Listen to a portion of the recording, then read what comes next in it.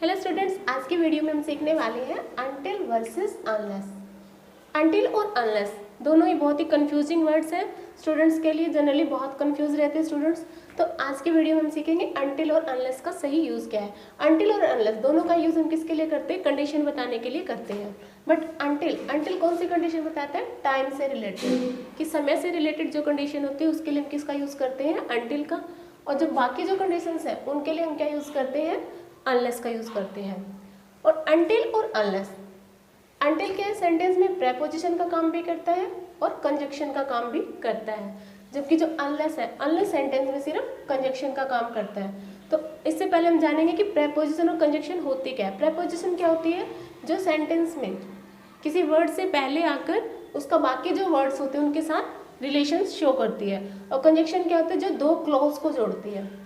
और क्लोज क्या होता है? जिसका उपवाक्य, क्लोज क्या होता है? उपवाक्य, जिसका अपना एक सब्जेक्ट होता है और अपनी एक वर्ब होती है। वो क्या होती है? सेंटेंस का एक ऐसा पार्ट जिसका अपना सब्जेक्ट और अपनी वर्ब है, वो क्या होता है? उपवाक्य, उसको हम कहते हैं क्लोज। तो अनटिल प्रेपोजिशन और कंजक्शन दोनों का काम करता है, अनलेस सिर्फ कंजक्शन का काम करता है। चलिए एग्जाम्पल से देखते हैं।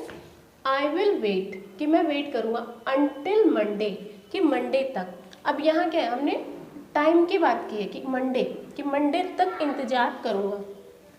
तो अनटिल यहाँ क्या काम कर रहा है? प्रेपोजिशन का काम कर रहा है। कैसे पता चला कि प्रेपोजिशन है?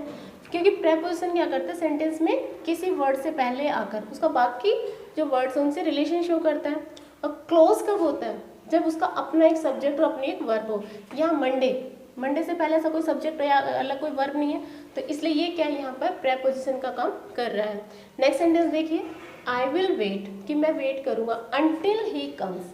तो अब आप देख पा रहे हैं कि एक सब्जेक्ट यहाँ है और एक वर्ब यहाँ है। आई सब्जेक्ट है, विल वेट वर्ब का काम कर रहे हैं, ऐसे ही सब्जेक्ट है और कम्स वर्ब है। तो अब यहाँ क्या है कि वो कब तक इंतजार करेगा?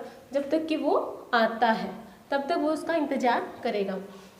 तो यहाँ अनटिल किसका काम कर रहा है? कंजक्शन का काम कर रहा है, क्योंकि ये जो क्या कर रहा है? दो उपवाक्यों को जोड़ने का काम कर रहा है। एक उपवाक्य कि आई विल वेट, कि मैं इंतजार करूंगा, और दूसरा क्या है कि ही कम्स, कि वह आता है। तो अनटिल इसमें क्या कर रहा है? दो उपवाक्यों को जोड़ रहा है, तो इसलिए कंजक्शन का काम कर रहा है। आगे बढ़ते हैं। अनलेस, अनलेस का क्या काम करता है? वाक्य में कंडीशन बताता है। कंडीशन कौन सी? कि काम की, कि अनलेस ही वर्क्स, कि जब तक वो काम नहीं करता है। अनलेस का क्या है? जब तक नहीं। ही विल नॉट सक्सीड, कि वो सफल नहीं होगा। तो यहाँ क्या कंडीशन है कि जब तक वो काम नहीं करता तब तक सफल नहीं होगा। यहाँ टाइम की कोई बात नहीं है। और ऐसे भी क्या है कि यहाँ ही क्या है? सब्जेक्ट है, और वह क्या है? वर्ब का काम कर रहा है। और यहाँ कोमे के बाद दूसरा सेंटेंस क्लोज शुरू हो रहा है, ही सब्जेक्ट है और विल नॉट सक्सीड क्या है? वर्ब का काम कर रहा है। अब आप देख रहे हैं यहाँ एक क्लोज यहाँ है, ही विल नॉट सक्सीड, और एक है ही वर्क्स, कि वह काम करता है। तो दो क्लोज को जोड़ने का काम कौन करता है? कंजक्शन। और तो इसलिए अनलेस क्या काम कर रहा है? यहाँ पर कंजक्शन का काम कर रहा है।